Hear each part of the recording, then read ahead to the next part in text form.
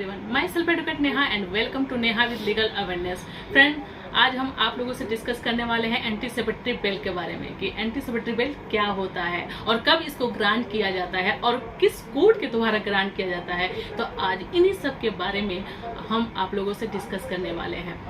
Friend, anticipatory bail जिसको हम अग्रिम जमानत कहते हैं, पहले तो हम आप लोगों को ये बता दें कि अग्रिम जमानत होता क्या है। तो अग्रिम जमानत मतलब अगर किसी अभियुक्त व्यक्ति को जिसके ऊपर नॉन बेलेबल ऑफेंस का आरोप लगाया गया है या उसे आशंका है कि मेरे ऊपर कोई नॉन बेलेबल ऑफेंस का चार्ज है और मुझे कोई पुलिस ऑफिसर गिरफ्तार कर देगा, तो उस गिरफ्तारी से बचने के लिए वह या तो सेशन कोर्ट के सामने या हाई कोर्ट के सामने एक एप्लीकेशन फाइल करता है बेल के लिए कि कोर्ट हमें बेल ग्रांट कर दे पहले गिरफ्तारी से पूर्व।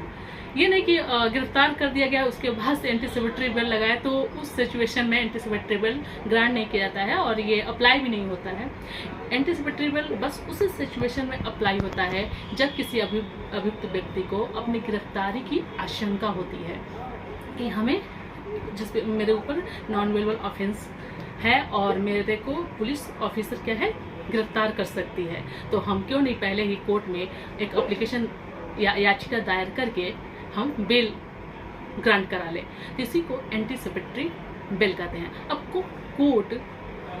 को राइट दिया गया है एंटीसिपेटरी बेल के लिए, तो सिर्फ दो court of session and high court, इन्हीं दो कोर्ट को, ये नहीं कि आप फर्स्ट क्लास मजिस्ट्रेट कोर्ट के में या किसी भी कोर्ट में सेकंड क्लास मजिस्ट्रेट कोर्ट में आप कर दे, नहीं, बस दो कोर्ट ऑफ सेशन और हाई कोर्ट। इसमें भी आप सबसे पहले कोर्ट ऑफ सेशन में जाते हैं बेल ग्रांट के लिए। अगर इन सिचुएशन या in case court of session उस बेल को रिजेक्ट कर देती है तो उसी को चुनौती देने के लिए आप हाई कोर्ट में फिर एप्लीकेशन फाइल करते हैं और वहाँ पे हाई कोर्ट आपको बेल ग्रांट कर देता है। लेकिन आपका कुछ कंडीशन लगाता है आपके ऊपर, और या फिर आपको ये देखता है कि कहीं आप हैबिचुअल तो नहीं हो कि आप बार बार अपराध करते हो या फिर आपके ऊपर कई चार्जेस ऐसे लगे हुए हैं।